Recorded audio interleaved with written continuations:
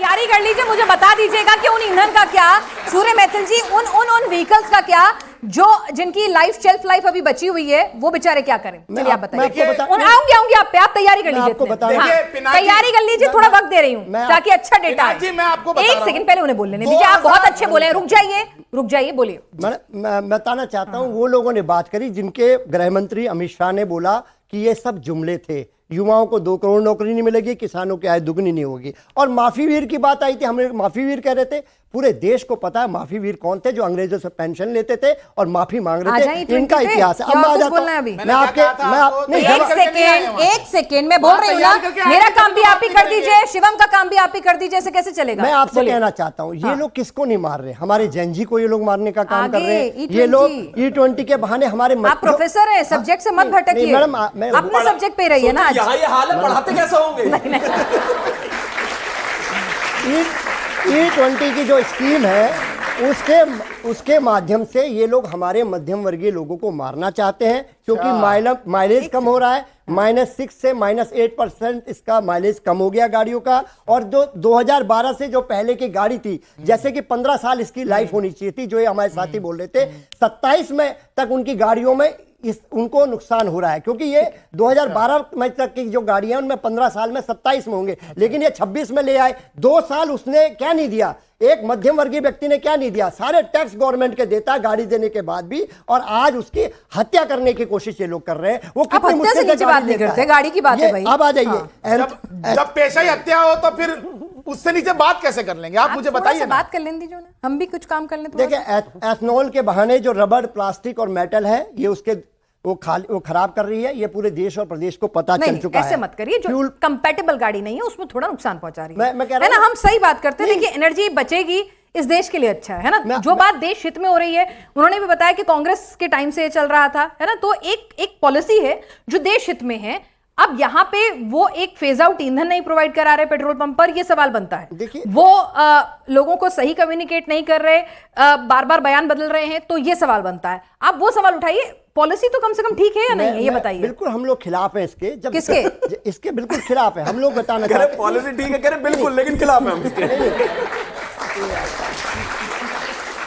अब देखो, आप बोलते हो कि बीच में बोलते, बताओ मैं क्या करूं?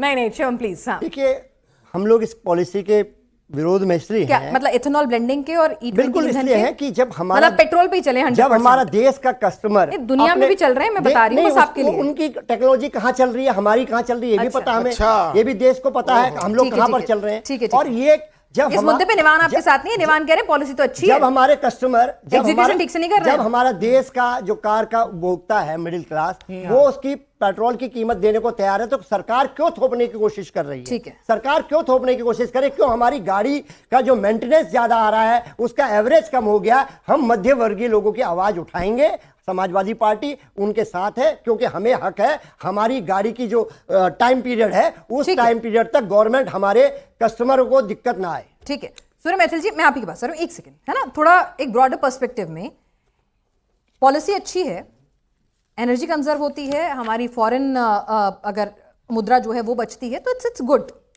लेकिन भाई, एक नागरिक होने के नाते, एक बायर होने के नाते, है ना, कंज्यूमर के पास भी राइट होना चाहिए ना कि जब तक मेरी गाड़ी हो, एक फेज आउट ईंधन उपलब्ध होना चाहिए ना।